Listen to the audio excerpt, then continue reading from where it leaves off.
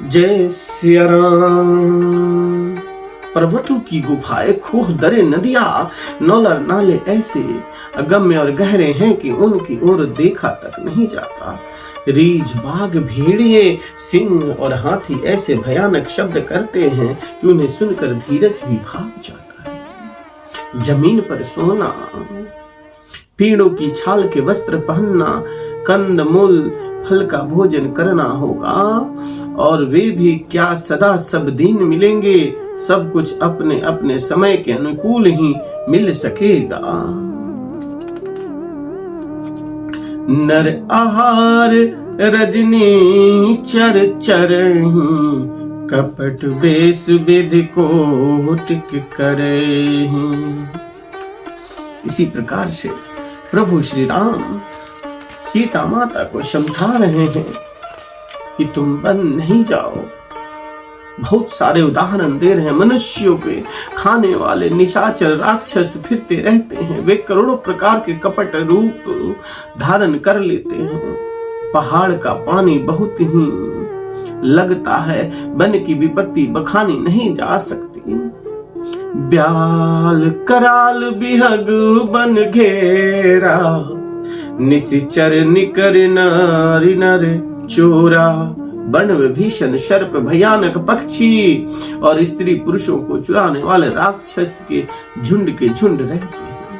One की भयंकरता याद आने मात्र से धीर पुरुष भी डर जाते हैं। फिर वे मृग लोचनी, तुम तो स्वभाव से ही डरपोक हो। हे हंस गमनी, तुम वन के योग्य नहीं हो। तुम्हारे बन जाने की बात सुनकर लोग मुझे अपयश देंगे, बुरा कहेंगे।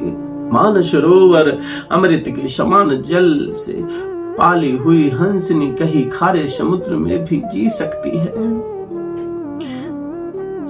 नवीन आम के वन में विहार करने वाली कोयल क्या करील के जंगल में शोभा पा सकती है। चंद्रमुखी, हे चंद्रमुखी, हृदय में ऐसा विचार कर तुम घर पर ही रहो। वन में बहुत ही कष्ट है।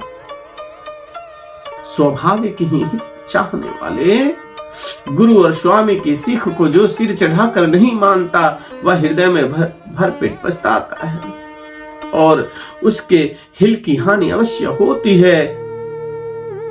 सुनि मृदु बचन मनोहर पिया के, लोचन ललित भरे जल सिया के।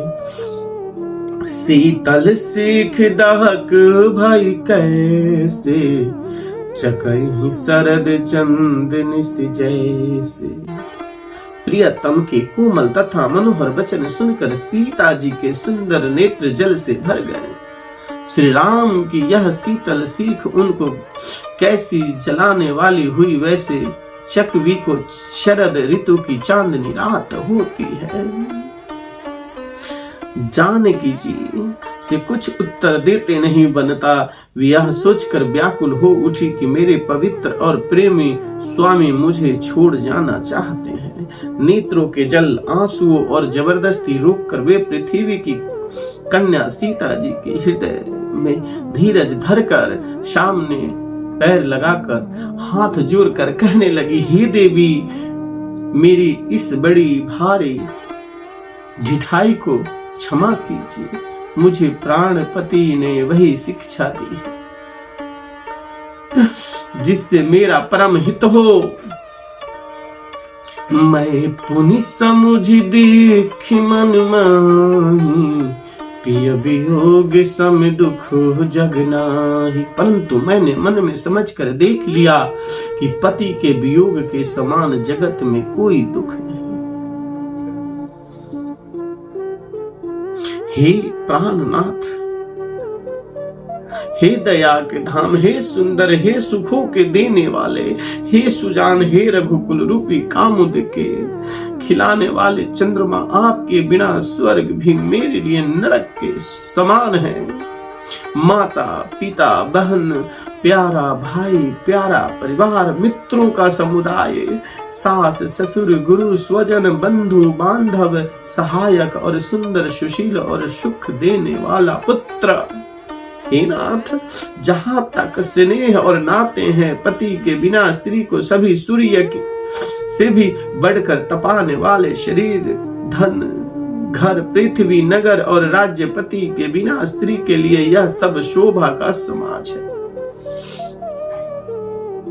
भोग रोग समभूषण भारो जम जत्तान सरिस संसारो प्राणनाथ तुम बिनु जग माही मोह कहूँ सुखद कतहूँ कछु नाही। भोग रोग के समान है, गहने भाव रूप है और संसार यम यातना नरक की पीड़ा के समान है। हे प्राणनाथ, आपके बिना जगत में मुझे कहीं कुछ भी सुखदायी नहीं। जैसे बिना जीव के देह और बिना जल के नदी, वैसे ही हे नाथ बिना पुरुष के स्त्री। हे नाथ, आपके साथ रहकर आपका शरद पूर्णिमा के निर्मल चंद्रमा के समान मुख देखने से मुझे समस्त सुख प्राप्त हो जाएंगे।